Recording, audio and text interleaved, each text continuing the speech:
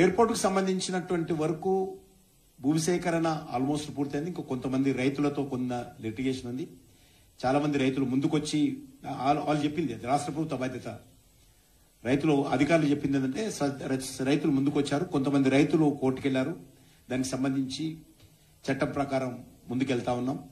ఒకసారి అది పూర్తయిపోతే ఆ భూమిని ఎయిర్పోర్ట్ అథారిటీకి ఇస్తే మేము డిజైన్స్ అప్రూవల్స్ అన్ని పూర్తి చేశాము. కేంద్ర ప్రభుత్వము డిజైన్స్, రన్వేస్, ఆఫీస్ ఎక్కడ ఉండాలి, అడ్మినిస్ట్రేటివ్ ఆఫీస్ ఎక్కడ ఉండాలి, మొత్తం అన్ని డిజైన్స్ అన్ని పూర్తయింది.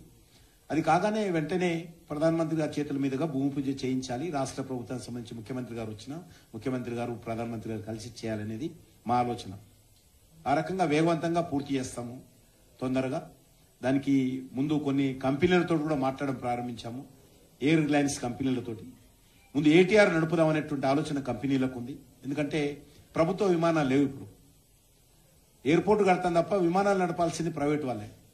దానికి ఏ రకమైనటువంటి స్కీమ్ పెట్టి నడపాల, ముందు ఏటీఆర్ నడుపుదాం. హైదరాబాద్ నుంచి, విజయవాడ నుంచి, రాజమండ్రి నుంచి, విశాఖపట్నం నుంచి, నాగపూర్ నుంచి, పూనా నుంచి, షిర్డీ నుంచి, బెంగళూరు నుంచి, ఈ రకంగా దగ్గర ప్రాంతాల్లో ఏటీఆర్ నడిపి కొంత బాగా పికప్ అయితే దూర ప్రాంతాల విమానాలు కూడా మనం డైరెక్ట్ తీసుకురావచ్చు అనేటువంటిది ఆలోచన.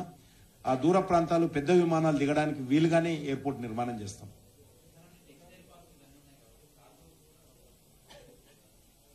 కార్గో కంటే మేజర్గా ట్రైన్ ద్వారానే బాగా లాభం ఉంటుంది కాబట్టి ట్రైన్ నెట్వర్క్ పెంచుతా ఉన్నాం. మనము ట్రైన్ నెట్వర్క్ కావచ్చు, జాతీయ రహదారులు పెంచవచ్చు. అవసరమైతే కార్గోకి ఇంకా ఈజీ అనమాట. ఎయిర్ ఫ్లైట్లు రావడానికి ఇబ్బంది లేదు. ఎవరైనా కార్గోకి సంబంధించినటువంటి మెటీరియల్ ఇస్తే, డిమాండ్ ఉంటే విమానాలు నడపడానికి చాలా కంపెనీలు, ప్రైవేట్ కంపెనీలు కార్గోలు పంపడానికి ఇంకా ప్యాసింజర్ కష్టం తప్ప కార్గో ఈజీ అనమాట. ప్రజలతో సంబంధం లేదు, వచ్చి లోడ్ చేసుకొని పోతూనే ఉంటాయి. అది ఇంకా ఈజీ, అది పెద్దగా కష్టంగా చేయొచ్చు మనం.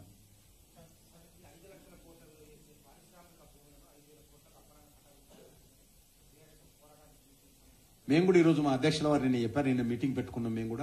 మేము కూడా దాని మీద ఉద్యమం చేస్తా ఉన్నాం. మేము ఖచ్చితంగా ఈరోజు హైదరాబాద్లో ఉన్నటువంటి 22 ఇండస్ట్రియల్ ఎస్టేట్స్ ఏవైతున్నాయో వాటన్నిటిని కూడా ఔటర్ రింగ్ రోడ్ బయటికి వెళ్ళిపోవాలి, రీజనల్ రింగ్ రోడ్ అవతలికి వెళ్ళిపోవాలి అనేసి ఏదైతే ఆదేశాలు ఇస్తున్నారో దాని కారణంగా పేద మధ్యతరగతి కార్మికులు, మహిళలు ఎవరైతే ఉంటారో ఇండస్ట్రీస్లలో పనిచేసేవాళ్ళు వాళ్ళు ఉపాధి కోల్పోతారు. కాబట్టి ఇది పూర్తిగా మధ్యతరగతి ప్రజలకు అన్యాయం జరిగేటువంటిది. సుదూర ప్రాంతాలకు 60-70 కిలోమీటర్ల దూరం ఇండస్ట్రీస్ అన్ని పంపించినట్లయితే మరి హైదరాబాద్ లో ఉండేటువంటి పేద ప్రజలు ఎక్కడ ఉద్యోగాలు చేయాలి, లక్షలాది మందికి నిరాశ్రయులవుతారనే విషయాన్ని కూడా మేము చేస్తున్నాం. దాంతోపాటు ఇందులో పెద్ద ఎత్తున కుంభకోణాలు కూడా జరిగేటువంటి అవకాశం ఉంది అనేటువంటి విషయాన్ని కూడా ఖచ్చితంగా భారతీయ జనతా పార్టీ వ్యతిరేకిస్తుంది. ఎవరితో మాట్లాడకుండా, కార్మిక సంఘాలతో మాట్లాడకుండా, రాజకీయ పార్టీలతో మాట్లాడకుండా, ఇండస్ట్రియల్ ఎస్టేట్ లో ఉన్నటువంటి పారిశ్రామికవేత్తలతో మాట్లాడకుండా ఏకపక్షంగా ముఖ్యమంత్రి గారు నిర్ణయం తీసుకుని ఈరోజు ఈ రకంగా ఒక నియంత్రితమైన ఆలోచనతో అవినీతికి ఆస్కారం ఉండేటువంటి నిర్ణయాన్ని తీసుకోవడం మేము భారతీయ జనతా పార్టీ తీవ్రంగా వ్యతిరేకిస్తుంది.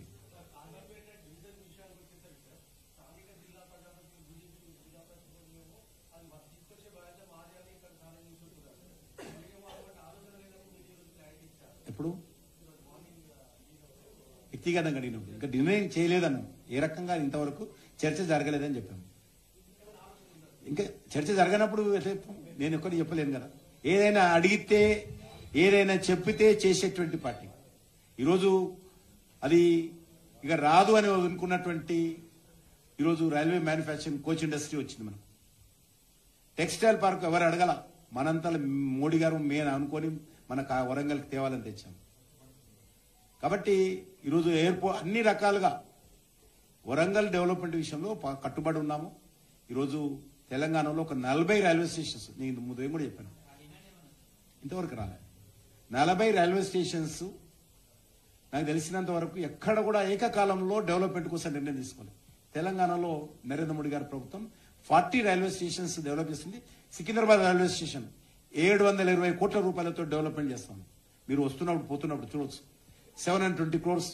అది పూర్తి అయిపోతే శంషాబాద్ ఎయిర్పోర్ట్ ఏ రకంగా ఉందో మన యొక్క సికింద్రాబాద్ రైల్వే స్టేషన్ ఆ రకంగా డెవలప్మెంట్ అవుతుంది.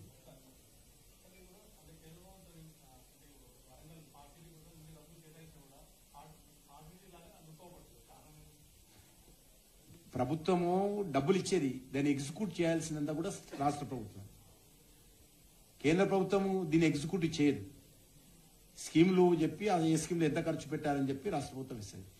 ఇంత పెద్ద దేశంలో కేంద్ర ప్రభుత్వ నిధులు ఒకటే సరిపోవు.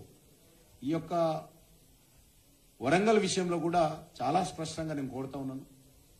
మనకు హైదరాబాద్ తర్వాత అత్యధికమైనటువంటి ప్రధానమైనటువంటి ముఖ్యమైనటువంటి నగరము, అనేక చారిత్రాత్మకమైనటువంటి కట్టడాలు ఉన్నటువంటి నగరము, అత్యధికమైనటువంటి జనాభా ఉన్నటువంటి నగరము, పొలిటికల్ హైదరాబాద్ తర్వాత ఇంపార్టెంట్ ఈ యొక్క వరంగల్ను గతంలో ఉన్నటువంటి టీఆర్ఎస్ ప్రభుత్వం నెగ్లెక్ట్ చేసి, ఇప్పుడు ఉన్నటువంటి కాంగ్రెస్ పార్టీ ప్రభుత్వము హైదరాబాద్నే వద్దంటుంటే 7 కార్పొరేషన్స్ ను అనేకమైనటువంటి మున్సిపాలిటీని మెర్జీ చేసుకుంటూ ఇక్కడనేమో 2 భాగాలు చేస్తారు, వరంగల్నేమో 2 జిల్లాలు చేస్తారు.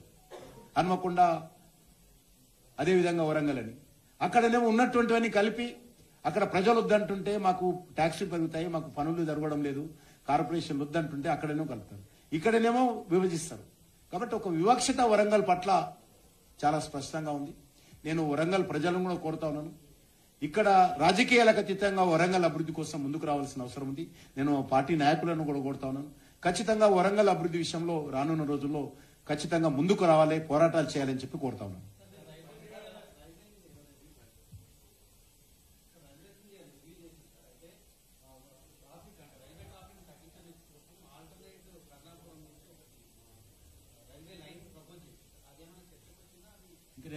ఉన్నాయి అవన్నీ చాలా ప్రతిపాదనలు, అన్ని ఒక్క దగ్గర చర్చించలేం కదా. అవి కొన్ని ఢిల్లీలో చర్చించాల్సిన అంశాలు ఉంటాయి, ఇక్కడ స్థానిక అధికారులకు సంబంధం ఉండదు, కొన్ని హైదరాబాద్లో చర్చించాల్సి ఉంటుంది.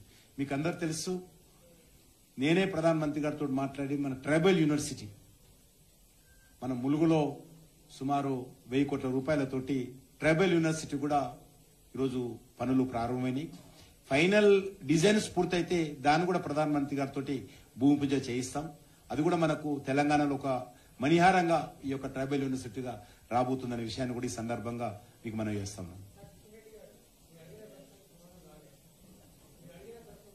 అంటే ఏంటండి ఇప్పుడు ఉల్టా మాట్లాడుతున్నాం. ఇప్పుడు ఇంతకు ముందే కేటీఆర్ ఉన్నప్పుడు మాట్లాడారు, ఇప్పుడు మాట్లాడుతున్నారు.